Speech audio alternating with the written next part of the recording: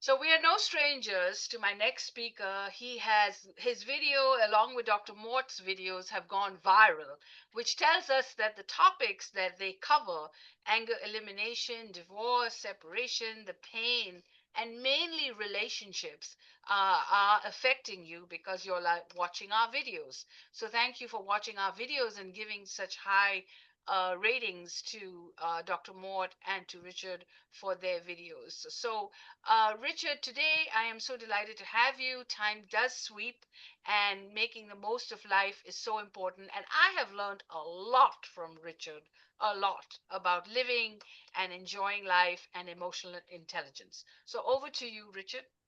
The floor is yours. Thank you, Elizabeth. So I'll mention the keywords again for the videos because it's emotional, obviously emotional intelligence, five love languages, and code breaker technologies. When we talk about the emotional intelligence, often and communication is a big part of it, is all of it in any relationship, new relationships, or any time during the our journey in that. My second marriage around, we did the five love languages right off the bat, and that helped us really understand a little bit of each other because the simple aspect of the time, touch, words of affirmation, gifts of service seems simple because and I've heard people say, well, we were just completely different partners. Somebody said, but you understand what does each of them has their own meaning. What does time mean for you in the sense of what time you're spending at a time? How do you spend interesting time together or boring time together? What does that actually mean? And are you going back in this new relationship? Are you going to, over time, you're going to go back to your old habits? Because obviously relationships are very spurring and very inspiring, but again, in time, like I said, you go back into what you did before unless there's some sort of stimulus. So understanding what time, drawing that up. What does time actually mean for each other? What does touch mean? Does touch mean a slap on the shoulder or a slap on the butt, or is it a touch of comfort? And how do we actually engage with each other in the sense of our own physical touch and daily activities? What do words of affirmation mean? What is your language? Is it, hey babe, how's it going? Or hey dude, or is it words of comfort? Is it words of support? Because language is obviously our biggest, drawback because there's all kinds of triggers, even in the sense of the nuances of how we speak to each other, our tonality. Are we speaking in kindness or are we speaking in contempt? Because well, don't bother me with that stuff. I can't be bothered because again, and I'll explain more how that works. What does gifts mean to you? So I've heard so many guys say that they bring flowers home, and those gifts to their previous generation of what they grew up with. Well, that means you apologize or something. What did you do wrong? I've had guys accuse me of having an affair because they brought flowers home, which they hadn't done before. And what do acts of service mean? How do you help each other in a sense of household duties? So many of us grew up where, the did all the cooking, the man did the work. But, in my own relationship now, in the second time around, there's a lot of things we do together. We go out shopping together. We cook food together with things like that. So, I do the dishes. It's little things like that, how we support each other. So in that, and so it's important to understand what each one means. And in there, there's negotiations and what that means, or can I help it? So if somebody's working overtime, then can the other person pick up, what they need to do?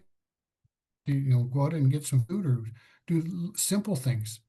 And again, the words of affirmation, words of connection, words of support, how we greet each other day in, day out. And I want to bring in another part of that because it really adds to the emotional intelligence is code breaker technology. Sherry Tree was the founder of this, understanding, why people buy, but truly just became down to an incredible personality test. When we understand our sense of values from a nurturing type person, to what the nurturing values are, to the knowledge person, the person who does all the research and what the values are there, to the action person, to what the values are there, to the blueprint. Each one has their own specifics, but when you really break these down, they're very important in the sense of how we connect, the language we connect with, and where the other person's language we're missing, and where the other person goes or we go in our stress code. Because these values, all the likes and dislikes, the simplicity of it is it helps us understand each other. It helps us, and what I think is a more faster way to some of the emotional intelligence when we really understand these values and what we need to say sometimes to the other person or friends around us. Because oftentimes we only speak in one language. Nurturing speak in nurturing language.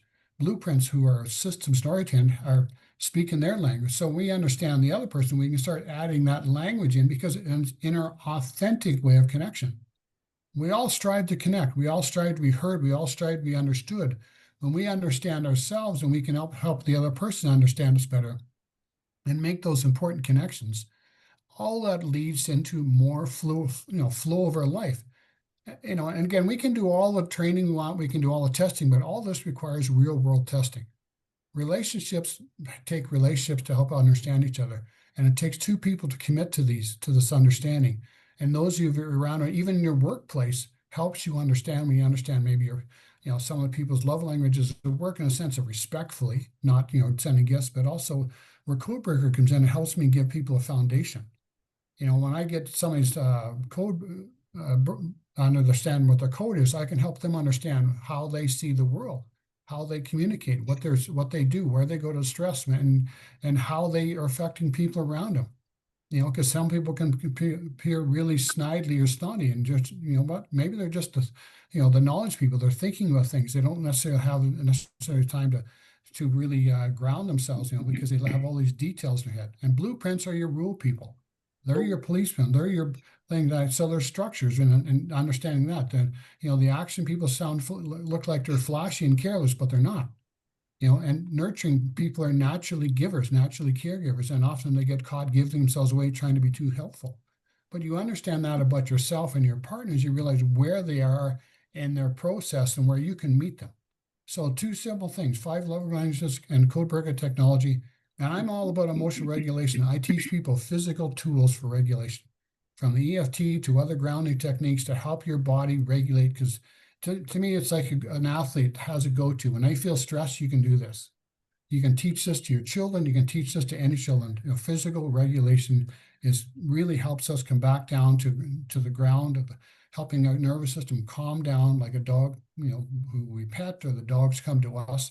That helps us calm down. So thank you for the opportunity to speak. I'll leave my contact and information in chat, and I appreciate the opportunity to connect with more people. Thank you.